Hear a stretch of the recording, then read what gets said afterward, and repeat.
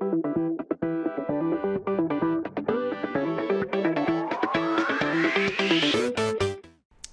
I'll be introducing you to Universal Dashboard Forge, or UDForge. UDForge is designed for developing desktop apps using Electron and Universal Dashboard.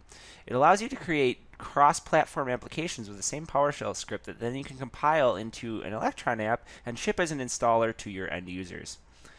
In my demo here, I have a dashboard.ps1 script. This dashboard PS1 script actually takes a new UD input where the user can enter some text and it'll pop up a burnt toast notification. Typically, this wouldn't work as a website because they would be in a browser and the notification is a Windows notification that needs to pop up on the local machine. So making this a desktop app makes sense because then we can pop up that notification locally. So to turn this into a desktop app, all we have to do is make sure that we have the new Universal Dashboard Forge module installed, and then from there we'll have access to UD Desktop app, new UD Desktop app.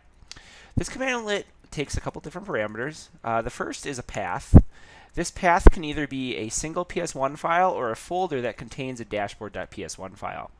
If you specify a folder, it'll include all files within that folder in your application. So if you want to ship multi-page dashboards or dashboards that include other assets like CSVs or text files, that's what you'll want to use. In this case, I'm just using a single file. The next thing that I need to specify is the name of the app. So I'm going to call this Toaster because it shows a burnt toast notification. And then finally, I'm going to specify an output path. The output path is just a directory that I want to output to. It doesn't need to exist. Forge will actually go ahead and create that for you. So now I start the compilation of the desktop app. There are a couple things that are required when using UDForge. The first is that you need to have Universal Dashboard, the module, installed because it's actually going to include that module with your application, so you don't have to install the Universal Dashboard module separately. Additionally, you're going to need Node.js installed to take advantage of the Electron library for building desktop apps just like this one.